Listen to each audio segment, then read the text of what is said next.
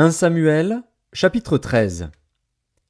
Saül était âgé de 30 ans lorsqu'il devint roi, et il avait déjà régné 2 ans sur Israël.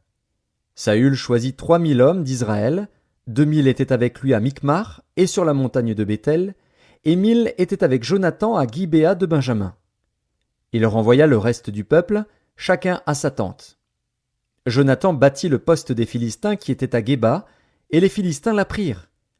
Saül fit sonner de la trompette dans tout le pays, en disant « Que les Hébreux écoutent !»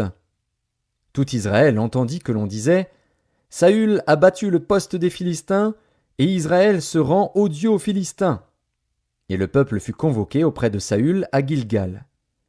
Les Philistins s'assemblèrent pour combattre Israël.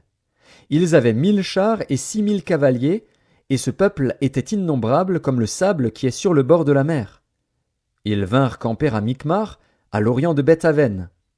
Les hommes d'Israël se virent à l'extrémité, car ils étaient serrés de près, et ils se cachèrent dans les cavernes, dans les buissons, dans les rochers, dans les tours et dans les citernes. Il y eut aussi des Hébreux qui passèrent le Jourdain pour aller au pays de Gad et de Galaad. Saül était encore à Gilgal, et tout le peuple qui se trouvait auprès de lui tremblait. Il attendit 7 jours, selon le terme fixé par Samuel. Mais Samuel n'arrivait pas à Gilgal, et le peuple se dispersait loin de Saül. Alors Saül dit « Amenez-moi l'holocauste et les sacrifices d'action de grâce. » Et il offrit l'holocauste. Comme il achevait d'offrir l'holocauste, voici, Samuel arriva, et Saül sortit au-devant de lui pour le saluer. Samuel dit « Qu'as-tu fait » Saül répondit « Lorsque j'ai vu que le peuple se dispersait loin de moi, que tu n'arrivais pas au terme fixé, et que les Philistins étaient assemblés à Micmar, je me suis dit, les Philistins vont descendre contre moi à Gilgal, et je n'ai pas imploré l'Éternel. C'est alors que je me suis fait violence et que j'ai offert l'holocauste. Samuel dit à Saül, tu as agi en insensé. Tu n'as pas observé le commandement que l'Éternel, ton Dieu, t'avait donné.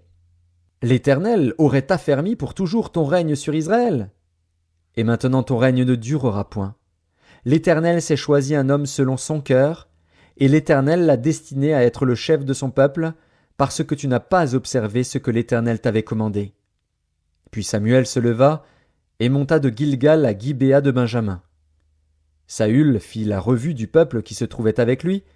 Il y avait environ 600 hommes.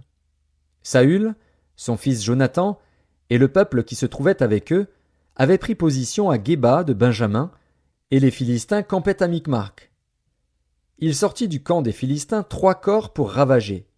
L'un prit le chemin d'Ophra, vers le pays de Shual, l'autre prit le chemin de Beth-Horon, et le troisième prit le chemin de la frontière qui regarde la vallée de Tseboïm, du côté du désert.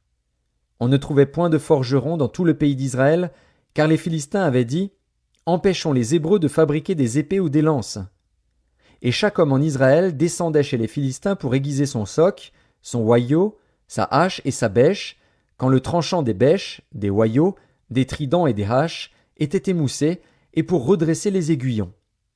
Il arriva qu'au jour du combat, il ne se trouvait ni épée ni lance entre les mains de tout le peuple qui était avec Saül et Jonathan. Il ne s'en trouvait qu'auprès de Saül et de Jonathan, son fils. Un poste de Philistins vint s'établir au passage de Micmac.